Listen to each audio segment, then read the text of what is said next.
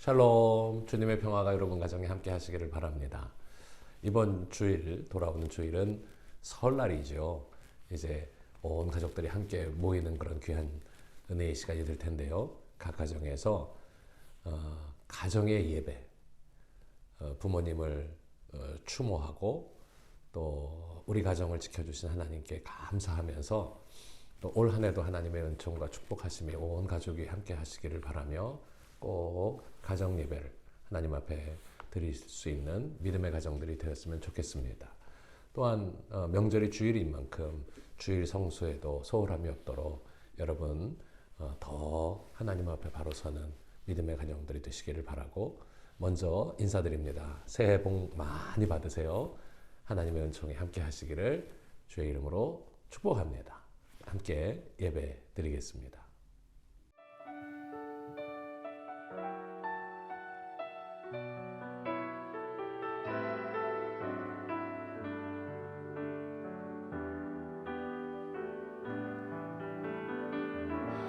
하늘을 볼 겨를도 없이 정신없이 세상을 살다가 마음의 먹먹함이 내 삶을 짓누를 때 그제서야 주님을 찾습니다. 행복을 느낄 겨를도 없이 분주하게 세상을 살다가 인생의 허무함이 내 삶을 짓누를 때 그제서야 주님을 찾습니다. 오늘도 여전히 주님은 그 자리에서 우리를 끊임없이 돌보시는데 부족한 내 영혼은 아직도 갈 길을 모릅니다. 내게 믿음 주소서. 내 연약한 마음 돌보소서. 한없는 주님의 사랑 알게 하소서. 영원까지 그의 백성 지키시는 우리 하나님 바라보며 살게 하소서. 아멘. 하늘을 볼 겨를도 없이 정신없이 세상을 살다가 마음의 먹먹함이 내 삶을 짓누를 때 그제서야 주님을 찾습니다.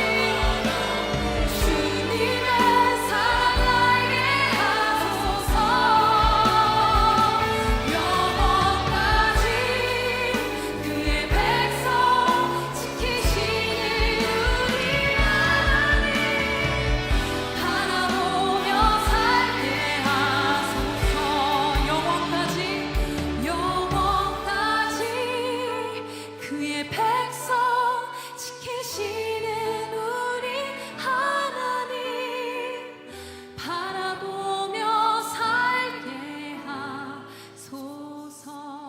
아멘. 우리의 찬양을 받으시는 하나님께 감사와 영광의 박수 올려드립시다. 할렐루야. 제 12장.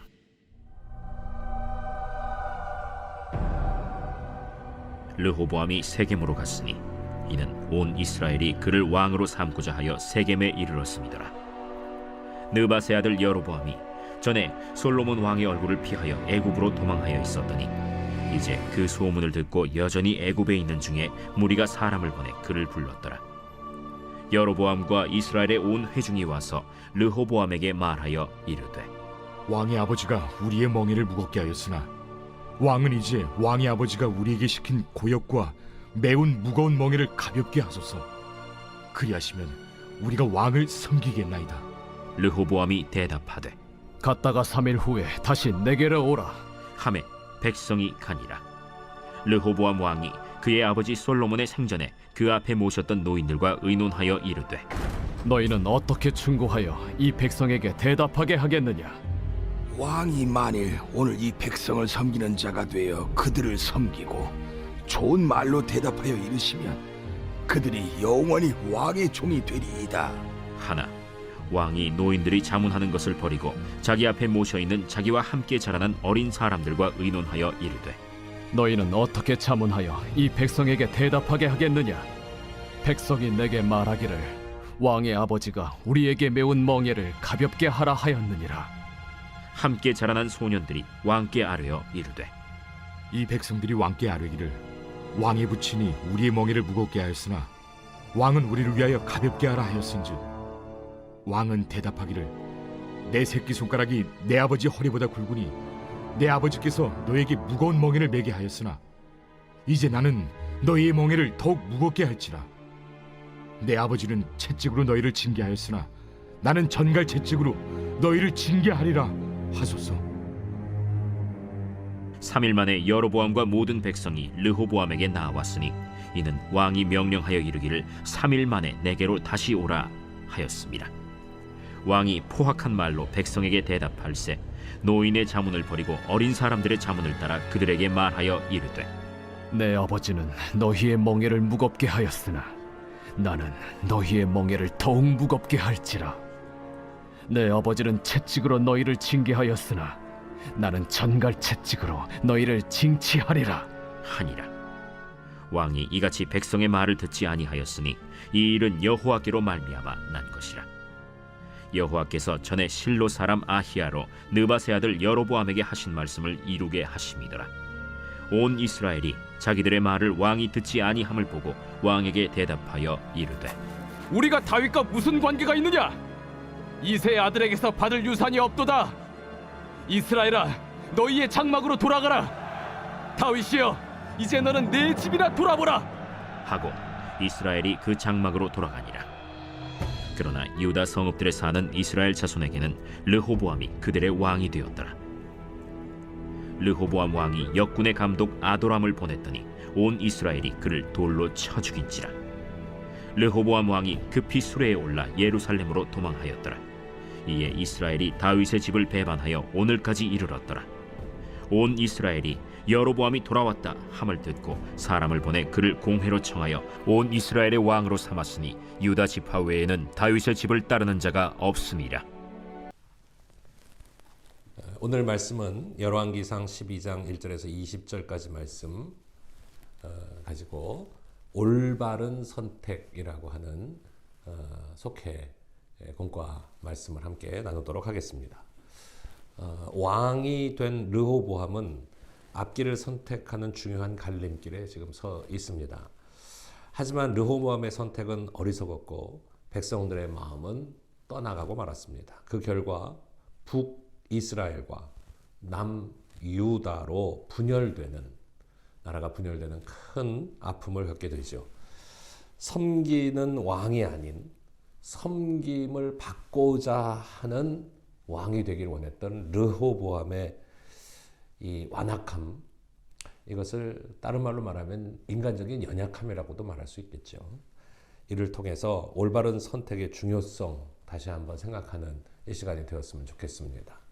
올바른 선택을 하기 위해서는 우리가 어떻게 해야 할까요? 첫째는 상황을 바르게 이해해야 합니다. 르호보암을 찾아간 여로보암과 백성들은 솔로몬 왕 때의 그 힘든 고역 또 멍에를 좀 가볍게 해달라고 요구하며 그래야만 우리가 왕으로 당신을 섬기겠습니다 라고 요구합니다.